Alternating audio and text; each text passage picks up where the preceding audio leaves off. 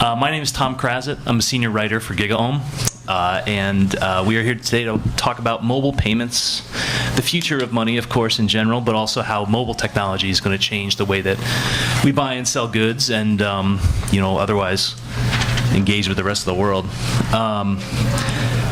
So I wanted to get started off telling a story. I used to be a very skeptical person about mobile payments. I thought it was just another thing that, people were trying to force down my throat. Like every other company wants a little piece of my wallet, a little piece of the transaction along the way to capture all the data so you can make a better profile for me to advertise to and all that. So this was kind of my 2011 take on mobile payments. And then the Friday before CES, my wife's wallet gets stolen out of a bar in San Francisco.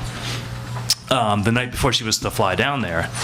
And it turned into this whole ordeal where in order to replace her credit cards so she could check into her hotel, we had to go to 3 different Wells Fargos, and they won't give her a new credit card. And they believe it or not, Wells Fargo will not ship credit cards to casinos in Las Vegas. I don't know what. Can't imagine why. But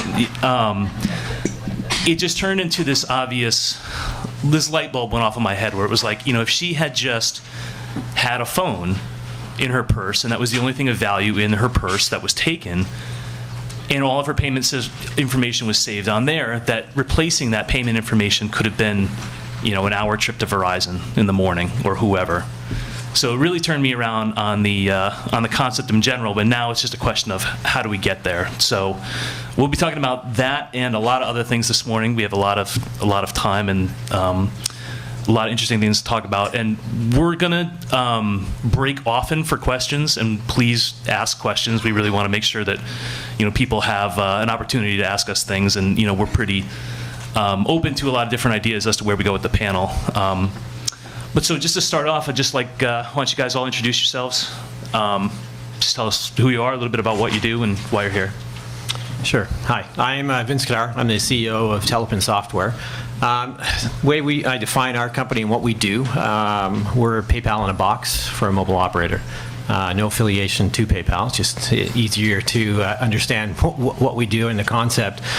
So we put in mobile wallet, white branded solutions for an operator. I guess if I was just to do a selection of our customers, we've deployed in Afghanistan with Etisalat, a mobile wallet-based solution, Papua New Guinea, the Digicel group in particular actually uses our platform as well. The Singtel group just recently awarded us the business to do their domestic mobile money platform, as well as the international remittance platform as well for the entire group. We started off in the early days as being an airtime business, and again, airtime we saw started being traded as currency, so then we morphed ourselves into a real mobile wallet experience. I happen to have a customer in the room as well. Sandy, you want to just put up your hand? Sandy actually runs a business in Singapore called SwissClear Global, and in the airtime business, but also actually morphing into something a little bit different, actually, which is really rather interesting, which is why we did a partnership with Sandy. And my name is Chris Battles, and I run product management for Intuit's Payment Solutions division. We're a division at Intuit that's been focused on providing payment solutions to small businesses for about a decade. Our customers do about $30 billion of transactions a year across credit cards, ACH, checks, and a variety of different payment options. The reason I'm on this panel is because we also are one of the leading players in helping small businesses accept payments via mobile devices, their mobile phones, tablets, etc., through our GoPayment offering. Morning, everyone. My name is Ray Ramalos. I'm the head of marketing for Boku. We're a mobile payments company, started in 2009. And for the last 3+ years, we've been focused on building an experience that allows consumers to make purchases for virtual goods online and have those purchases billed through their carrier bill. A couple months ago, we announced a new service that is extending our service from the online world into the offline world. And with one thing I'll say about our online business, it's a global business. We've got partnerships with 240 mobile network operators around the world. We're live in 66 countries, so definitely global from that perspective. Hi, I'm Steve Schultz from Page Once. Page Once gives consumers a new way to see their money. We do so through a very, very simple application that lets people see their balances on their different accounts and helps them pay their bills. We're about 6 million users in the U.S. We're a 2011 Apple App of the Year, and we're based in Palo Alto. We're venture-backed, and we're about 3.5 years old. So we wanted to start off with some definitions, I guess. Basically, let's set the stage for, what are we really talking about here? And the first thing we sort of wanted to talk about was, what is a mobile wallet? What are the kinds of things that you want to have in a mobile wallet? There's more in your wallet than just cash, right? There's payments cards, there's loyalty cards, there's health information, there's that business card from that guy that you met at that thing, and there's a lot in there. So if you guys want to sort of give me a sense of like what is in your wallet right now, and what are the types of things that in a mobile wallet you'd want to see? Why don't you just jump in? My wallet's pretty simple. I learned from George Costanza when it blew up, I needed to streamline. So my wallet's pretty basic. It's basically just my driver's license as an identity form, my 3 or 4 different credit cards, and then the couple loyalty cards that I have for frequent flyers and hotel points. And that's about it. I try to keep it skinny. I would say mine is as well. No surprises there, although being in the mobile payment space, I certainly have a few of the digital wallets that are floating around as well. So yesterday, I'll admit I used Pay with Square. It was a pretty smooth experience. I had a question about this, actually. Why do we call these things multiple wallets? Like, I have one wallet in my offline world. I don't have multiple wallets that you use depending on where I am or what I'm doing.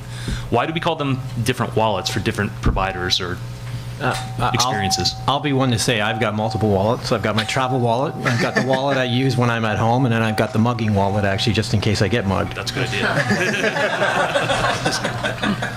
So maybe I'll need another phone, actually, and so if I do get mugged for that wallet, I can just give the phone. So then in terms of this go dead, or am I making it up? No. You're good. In terms of payments then,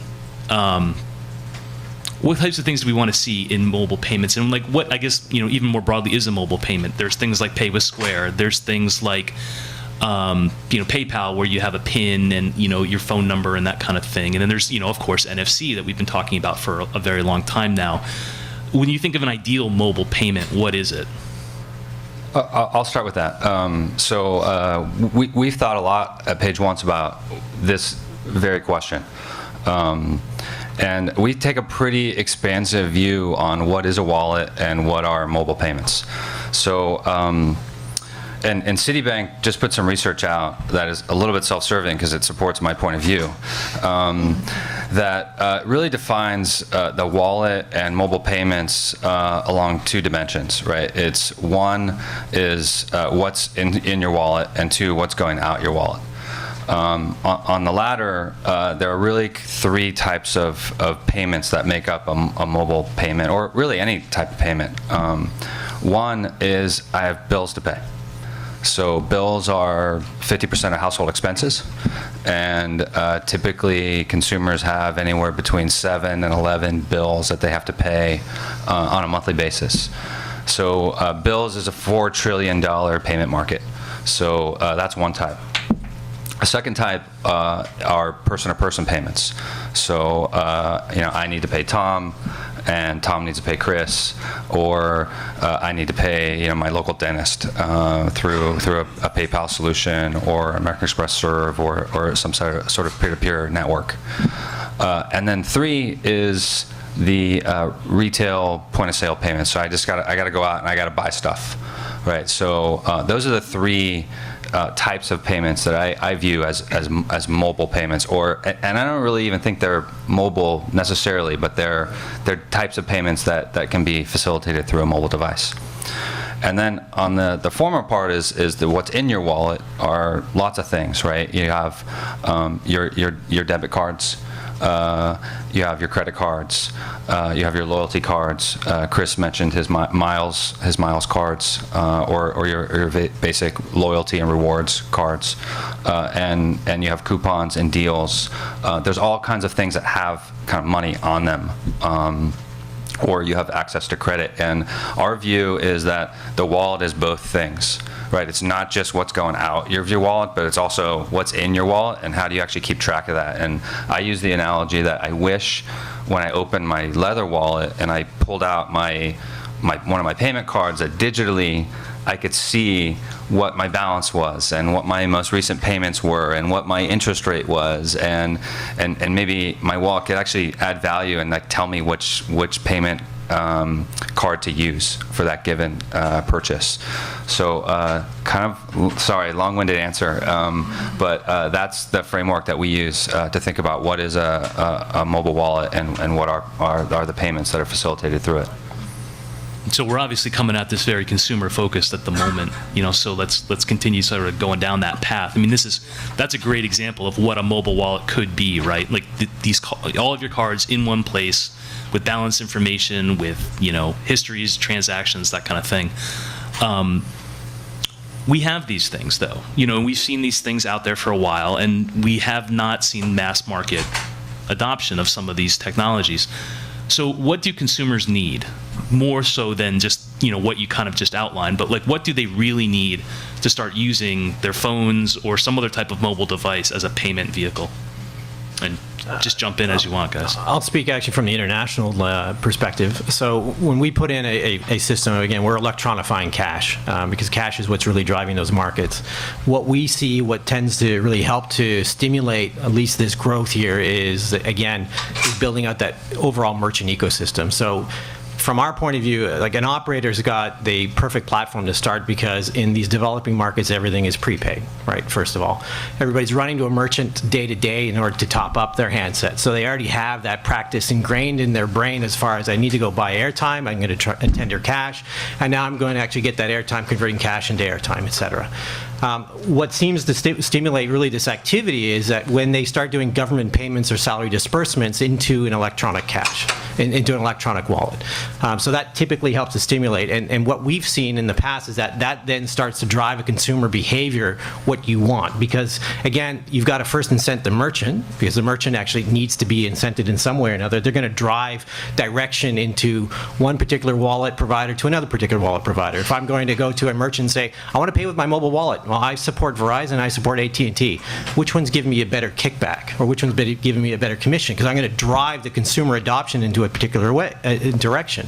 So we've seen that to build this thing out, you've got to start with something. In order to drive it, actually, government's got to be on board, or at least some form of an enterprise has to be on board, and in order to push it in that particular direction, and then that will then foster the overall merchant ecosystem in order to build out in the right direction that you need it to be. But incenting the from what we've seen, that will make it or break it. Otherwise, you might as well just, we'll be here, 5 years from time saying, well, what's going to really help to stimulate this market to go? I feel like I've been on that panel before, actually. 5 years ago. Yeah. Well, I think one of the points you mentioned is incentives, right? So the story that you had about losing the wallet, I think people don't make that many behavioral shifts around particularly payments on downside. They make it based upon benefits they're going to get around a solution, right? People switch to credit cards, as we were talking before, so they can get a big flat screen TV without actually being able to afford it right now. So it helped them do something that they couldn't otherwise do. And so I think mobile payments has an opportunity to take, and provide more benefit to the transaction for the parties, quite frankly, on both sides.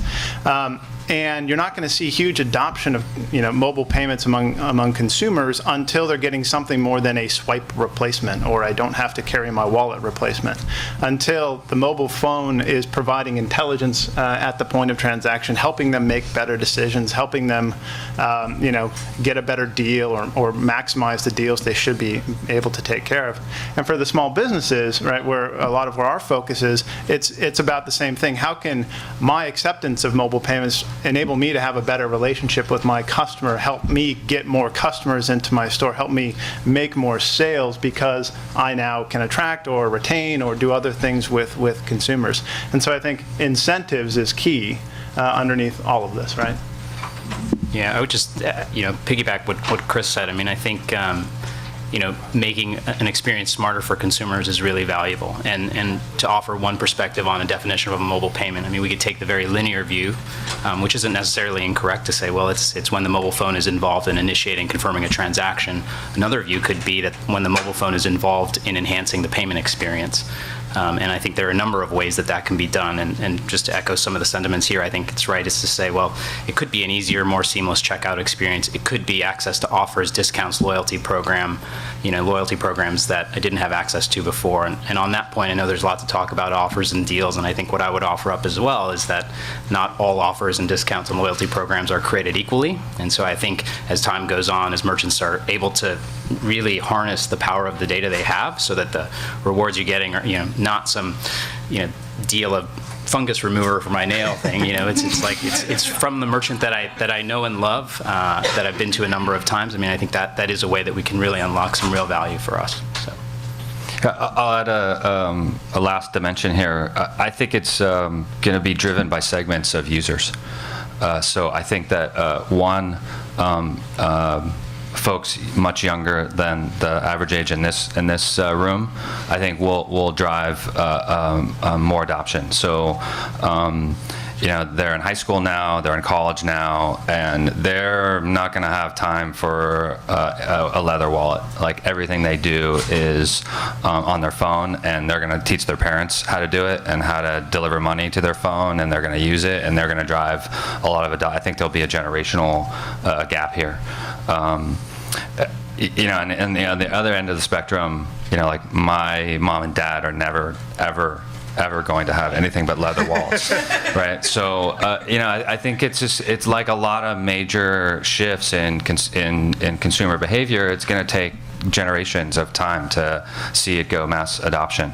And then I think that the other segment that I think is interesting is people who don't rely on traditional bank or credit card relationships, right? Their bank is their phone, right? Their bank is their prepaid card. Like, they get their money loaded on a card, and they don't have kind of the same mechanisms. They don't maybe have a PC or a computer. Their computer is their phone. So having access to their money on their device is more paramount in their life, and they want to be able to use it. And then that population's bigger than I think that we'd like to admit. This is like it's such a classic chicken or the egg problem, though, right? I mean, like, even if there are a large group of people who want to use these devices for payments, they have to be able to have a place to use them. And I think to Vince's point, when when money is deposited onto the phone and that's the place where you have your money, then all of a sudden you're incented to use it. But if you don't have people who come out and support the infrastructure needed to process those payments, you don't, or to accept them just, right off the bat, then, you've got problems building the adoption.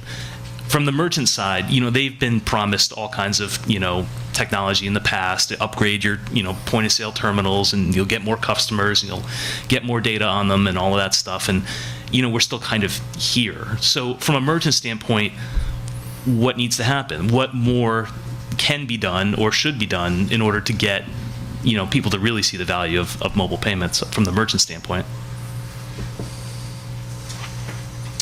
Well, I mean, from the merchant standpoint, and speaking for small business merchants, the reason why you see small businesses adopting things like even accepting credit cards out of the gate is because it enables them to grow their business, right? They can accept.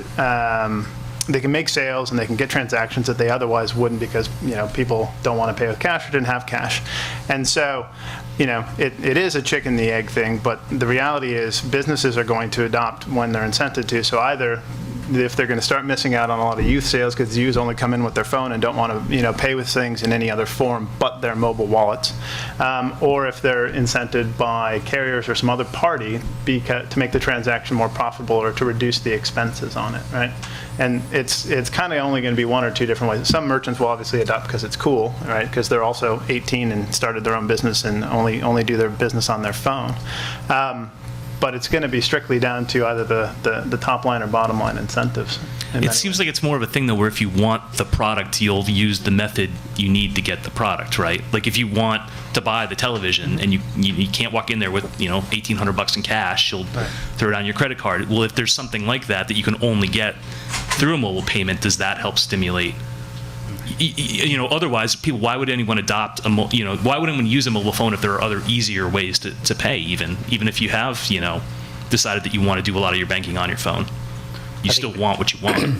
If it's more than just about ease, I think is one key, right? If you introduce a value component, I think that can fundamentally change the dynamic. So on the merchant side, again, being able to look at that data and understand who hasn't been in 30 days, 60 days, 90 days, and how can I send them a message to re-engage with them?